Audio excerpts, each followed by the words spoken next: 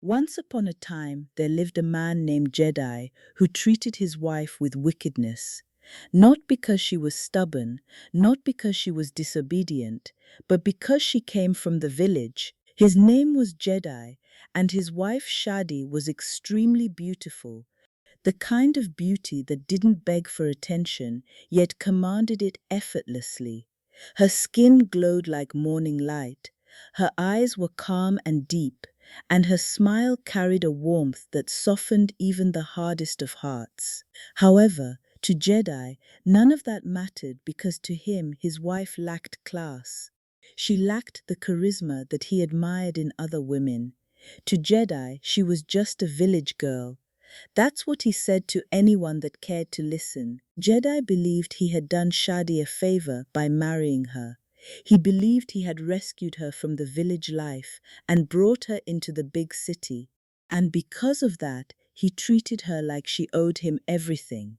At home, Jedi spoke to Shadi like she was a child who never quite got things right. Why do you always talk like that? Why do you dress like this? Can't you behave like a proper woman? Every word chipped away at her spirit. In public, he corrected her unnecessarily. In private, he humiliated her effortlessly. Sometimes when guests came over, Jedi would deliberately bring up Shadi's village background. She didn't grow up with all these things, he would say, laughing. You know, village life is very different from the life that we live in the city. The guests would all laugh awkwardly as Shadi lowered her eyes in shame. One day, one of his friends stood up and rebuked him for embarrassing his wife. Guy, this thing you are doing is not right, though, the man said firmly. That woman is your wife. You don't ridicule your wife in front of people. The room fell silent as Jedi laughed it off. Relax, he said, waving his hand. She knows I'm joking. Besides, if I don't correct her, who will? Shadi said nothing. She never defended herself. She never shouted. She never fought back. She only swallowed her pain and carried it quietly, like a burden that she was born to bear. That night, as Shadi lay on the bed staring at the ceiling, tears rolled silently down her temples. She wondered when loving her husband had become a crime, and when being from the village had turned into a curse. She prayed quietly, asking God for strength, not happiness, just strength. But Jedi was not done with her. Whenever Shadi spoke in gatherings, Jedi would interrupt her mid-sentence. No, that's not how you say it, he would say, laughing. You people from the village always mix things up. Even when everyone understood her perfectly, Jedi insisted on correcting her, making her feel small like a child learning to speak for the very first time. Whenever visitors came, Jedi made Shadi serve food and drinks while he moved around the room admiring other women. See how elegant she is, he would say loudly, referring to the women who were an embodiment of class. That's what class looks like. Shadi stood there holding trays, feeling invisible in her own house. Jedi often compared Shadi to women he admired. Look at Tala now, he would say. She knows how to carry herself. See how she talks, see how she dresses. Sometimes he said it directly to her face. Other times he said it loud enough for her to hear.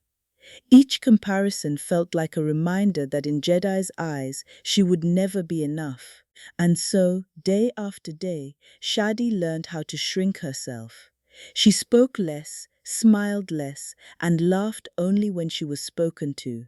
Shadi learned to swallow words before they left her mouth because she never knew which one would offend her husband or earn her another round of mockery. At night, when Jedi slept soundly beside her, Shadi lay awake, staring into the darkness, wondering how love had slowly turned into humiliation. She asked herself questions that she had no answers to. Was it a crime to come from the village? Was beauty useless if it wasn't loud? Was she truly unworthy? Or was she just married to the wrong man? But Shadi never voiced these questions. She carried them quietly like a woman who had been taught that endurance was a virtue. Jedi, on the other hand, was never satisfied. He was a chronic cheat who chased after women that he believed spoke boldly and dressed confidently, women who laughed loudly and moved like they owned the world, women who he believed belonged to his class. Whenever he returned home late, Shadi never questioned him. She only served his food and retreated into silence. Sometimes Jedi would look at her and say, "You're too quiet, that's why men like me get bored." And Shadi would lower her head, believing that maybe the fault truly lay with her. Jedi stopped sleeping in their bedroom. He spent his nights in the guest room. He would stay up most of the night conversing with a certain woman who he believed was everything his wife was not. Her name was Tala. She was bold, outspoken, fashionable, and city-bred. She spoke English with confidence, laughed without restraint, and carried herself like a woman who had never been told to shrink. To Jedi, Tala was class personified. He told himself that this was the kind of woman he deserved. Night after night, while Shadi lay alone in their bedroom staring at the ceiling, Jedi sat in the guest room whispering into his phone, smiling at messages that were not meant for his wife. Sometimes Shadi heard his laughter through the walls. It pierced her heart like a knife.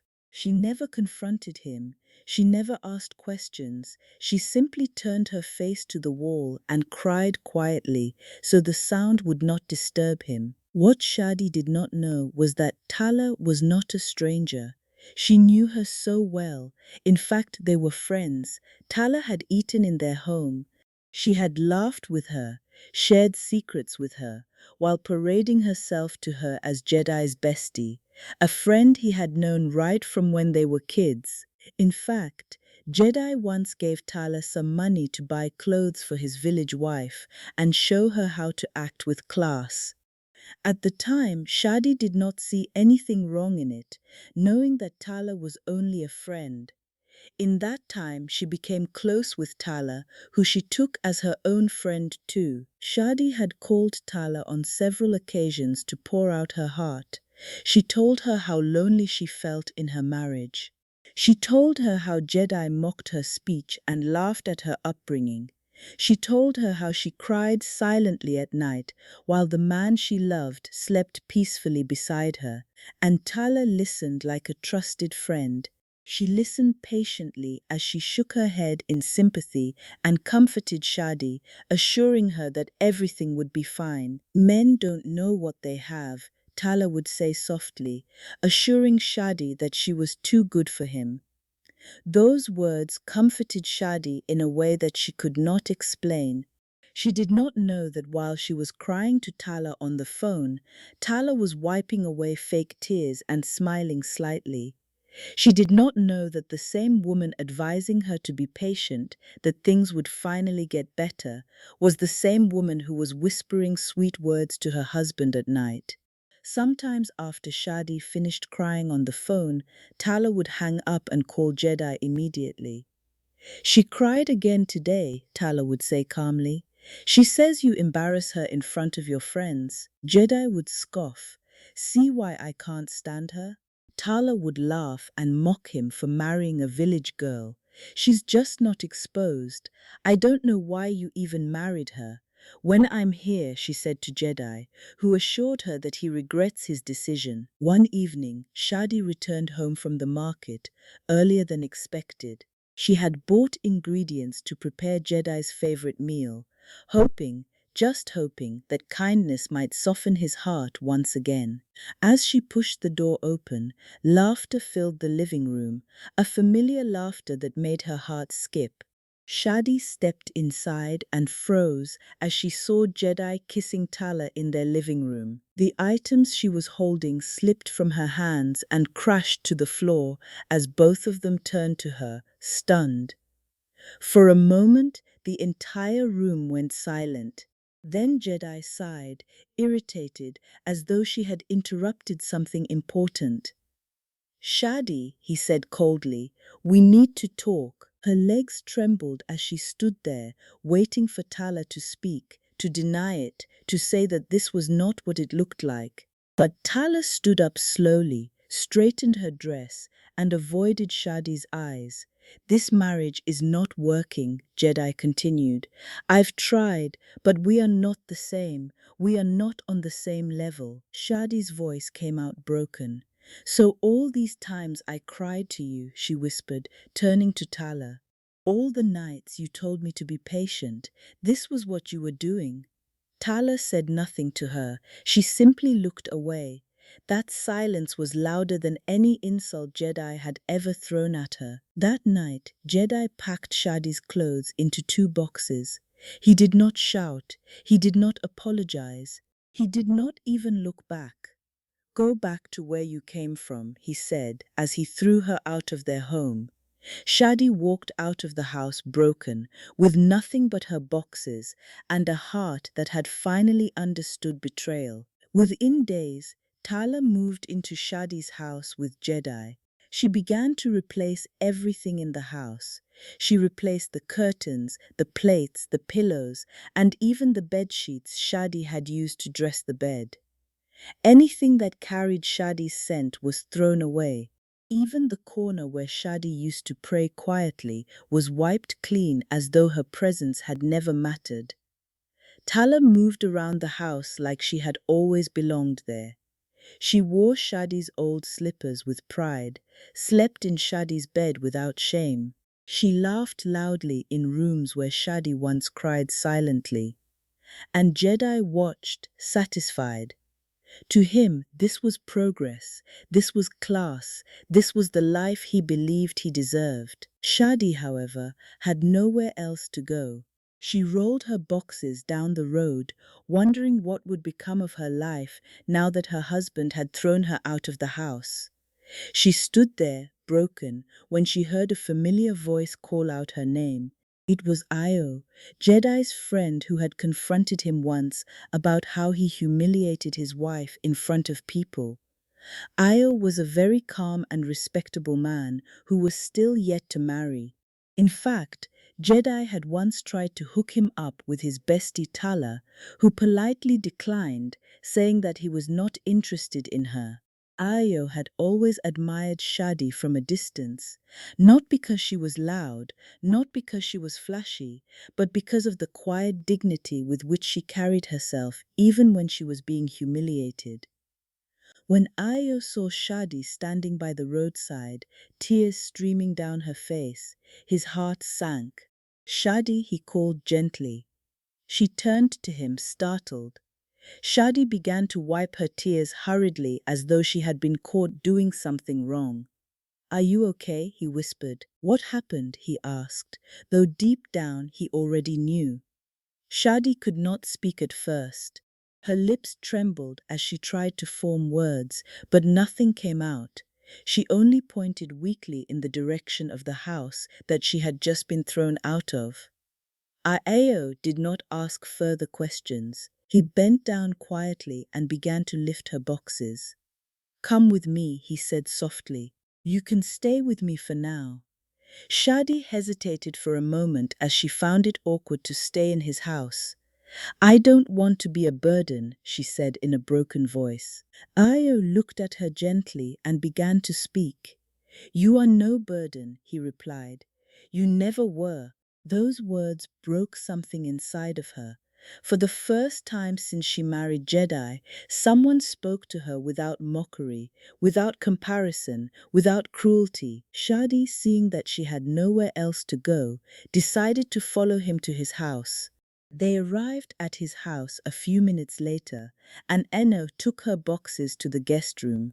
His home was simple and peaceful. There were no raised voices, no sarcastic laughter, no cruel jokes disguised as correction, no sharp words thrown carelessly like stones, no laughter that hit like insults. Eno house felt different. It felt safe, and that night, for the very first time in a very long while, Shadi slept without fear of being mocked in the morning. Her anxiety level had dropped as she could not believe the level of peace that she felt in that instant. The next morning, Ayo woke up very early. He prepared breakfast quietly and left the house without waking Shadi up from sleep. He drove straight to Jedi's house. When he knocked, the door opened almost immediately. It was Tala who answered the door. She stood there confidently, dressed as though she already owned the house. "Yes?" she asked, raising an eyebrow. Ayo looked at her calmly, pretending not to know what had happened the night before. "Good morning," he said politely. "Is Jedi around?" Tala smiled smugly and stepped aside. "He's inside," she said. Ayo walked into the living room and met Jedi sitting comfortably on the couch, scrolling through his phone like a man who had everything in life all figured out. "Ayo," Jedi exclaimed, "what brings you here so early?" Ayo sat down slowly and looked around the house. "Shadi is not around," he said calmly. Jedi scoffed and leaned backwards. "Oh, that one," he said dismissively. "I sent her away." Ayo's brows furrowed. "You sent your wife away?" he asked quietly. "Yes, sir," Jedi replied proudly. "She's gone back to where she belongs.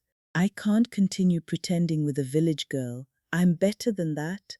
Honestly, as you can see, I've upgraded," he said as he gestured towards Tala, who stood nearby with her arms folded and a satisfied smile on her face. Ayo stared at him in disbelief. "So you chased your wife out all because of Tala?" Jedi laughed. "Look at her now," he said. "She has class. She fits my life.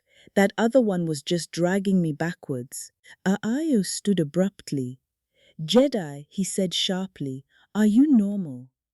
Jedi frowned. "What do you mean by that?" "How can you chase your wife away because of another woman?" Aao continued, his voice rising. "Are you okay, or have they given you juju to eat?" The room went silent as Tala's smile faded. Jedi stood up, angry, and began to yell. "Don't insult me in my household," he snapped. "Insult?" Aao replied bitterly. "You insulted yourself the moment you threw away a woman who stood by you through everything." Jedi scoffed again. She was too quiet, too dull, always looking like she was begging for approval. Aao shook his head in disbelief. "That quietness you mocked was dignity," he said firmly. "That silence you despised was patience, and the woman you chased away was your blessing." Jedi laughed sarcastically. "You sound like someone that loves her. If you love her, you can marry her now." Aayo did not deny it. Instead, he looked Jedi straight in the eyes. "If loving her means respecting her, then yes," he said calmly. Tala shifted uncomfortably as Ayo turned towards her. "And you," he said coldly, "how do you sleep at night knowing you destroyed a home while pretending to be a friend?" Tala said nothing. She looked away as Ayo turned back to Jedi and said his last words to him. "One day," he said quietly, "you will remember today, and by then it will be too late." With that, Ayo walked away. He returned home and met Shadi, who was planning on returning to her husband's house to beg for forgiveness. "Maybe I did something wrong," she said to Ayo, who assured her that the fault was never hers. "Your husband Jedi is just too blind to see what a gem he has. In fact, I'm just coming from his house, and Jedi knows exactly what he's doing. He's focused on what people will see, and this has blinded him to the treasure that he let slip from his fingers." Ayo told Shadi not to go beg Jedi, but Shadi, after spending a few days in his house, decided to go beg her husband. She arrived at the house and met Jedi, who asked what she was doing in his house. The house now looked different as Tala had redecorated the space to her taste. In fact, Shadi saw something that finally broke her. As Shadi stood in the living room, her eyes wandered helplessly around the house that she once called home. Nothing was the same again. The walls were painted in bold, loud colors, colors that she would have never chosen. The curtains she once washed carefully every weekend were all gone. Even the family photograph, the few memories that proved that she once belonged there, had disappeared. It was then she noticed it. On the wall, right where their wedding picture used to hang, was a large framed photo of Jedi and Tala, smiling proudly as though they had always been husband and wife. Something cracked inside Shadi. She swallowed hard and turned to Jedi. "I just came to talk," she said softly. "If there's anything I did wrong, I'm sorry." Jedi laughed, not a nervous laughter, not an awkward one, a cruel laughter. He stood up slowly, looked her up and down, and said words that pierced her soul deeper than anything he had ever said before. "You?" he scoffed. "Wrong?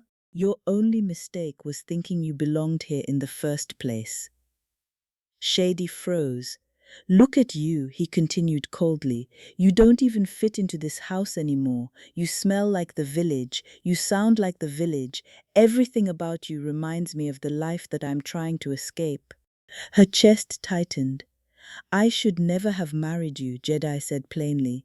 "Marrying you was charity, and charity gets tiring." Those words broke something inside of her. Before she could respond, Tala stepped forward. Her eyes were sharp, her voice was venomous. "Didn't you hear him?" Tala snapped. "What are you still doing here? Go now." She grabbed Shadi's arm roughly and dragged her towards the door. Shadi stumbled as Jedi stood back and watched. He did nothing.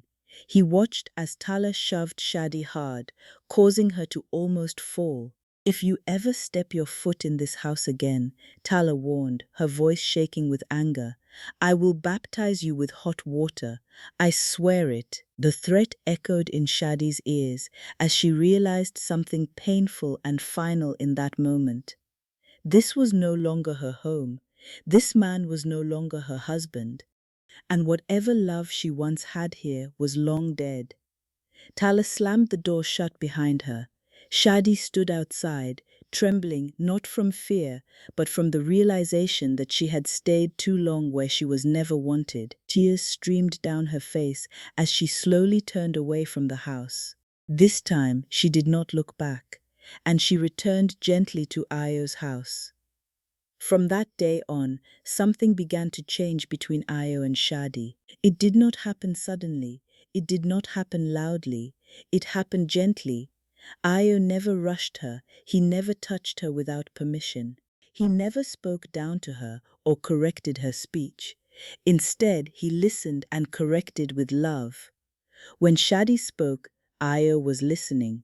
When she laughed, he smiled as though the sound healed something inside of him. When she was quiet, he did not accuse her of being dull. He respected her silence. Slowly, Shadi began to laugh again. Not the careful, guarded laughter that she used to force in Jedi's presence, but a soft, genuine laughter that came deep from her heart. Ayo began to take her out. Simple dinners at first, evening walks, long conversations where Shadi talked about her childhood, her dreams, and the parts of herself that she had buried just to survive her marriage. And Ayo treated her like royalty. He pulled out chairs for her. He asked her opinion before making decisions. He complimented her mind, her strength, her grace. "You are not quiet because you are empty," he told her one evening. "You are quiet because you think deeply." Those words settled into Shadi's heart like a healing balm. Before she realized it, she was falling in love again, slowly, carefully, and honestly. And Ayo fell deeply in love with her as well. One evening, months later, Jedi and Tala were seated in an expensive restaurant, the kind of place Jedi loved. Polished floors, soft jazz music, and people who spoke loudly to be noticed. Tala was talking animatedly, laughing loudly, drawing attention to herself as usual. Then Jedi froze. Across the room, by the window, sat Shadi. But this Shadi was different. She was dressed elegantly, not loudly, not desperately, but tastefully. Her hair was neatly styled, her posture calm, her smile radiant. And beside her sat Io. Io leaned towards her, listening intently. He laughed at her jokes, he held her hand gently across the table. Shadi looked so happy. Jedi's chest tightened. "Is that Shadi?" he muttered under his breath. Tala turned, following his gaze as she frowned. Jedi stood up abruptly and walked towards their table. "Shadi," he said sharply, "what is this?" Shadi looked up calmly.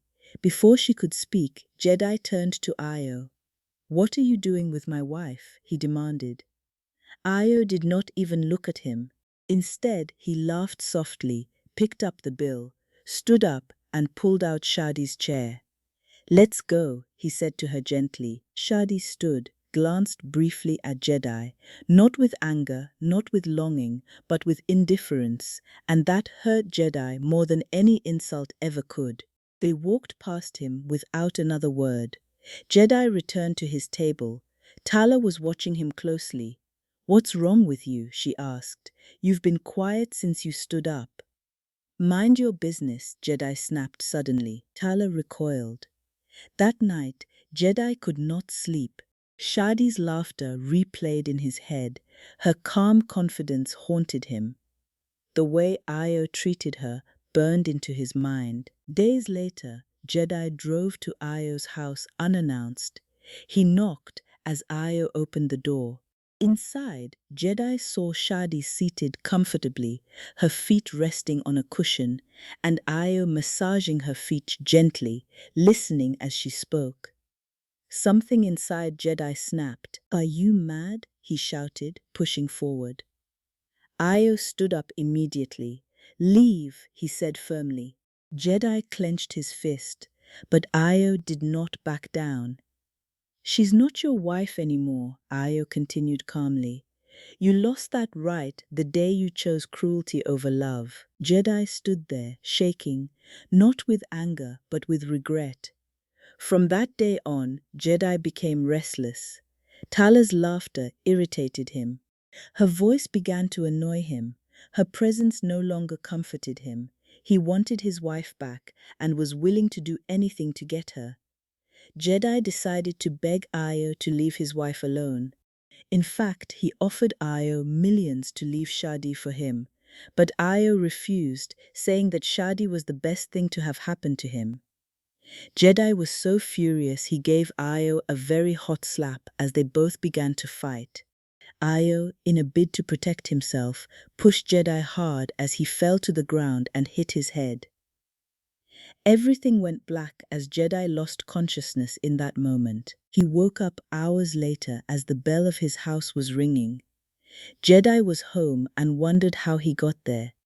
He quickly rushed to the door and saw Shadi, who had just returned from the market. Jedi could not believe his eyes. He watched as Shadi smiled at him and revealed that she was going to prepare his favorite meal. Jedi stood there confused as he wondered what she was doing there. He walked around the house and realized that nothing had changed. The walls were still the same, and their wedding picture was still hanging on the wall as if nothing had happened. It was in that moment that he realized that everything was a dream. Jedi stood there confused as the bell rang again. He went to check and saw his friend standing with his bestie Tala. They had both come to watch the Manchester United match. Jedi, remembering all that happened in his dream, picked up a huge stick and chased them out of his house. He wanted them never to come to his house again, as they both stood there, stunned, wondering what had come over Jedi. Jedi made up his mind to change as he chose to hold on tightly to the wife who he almost lost.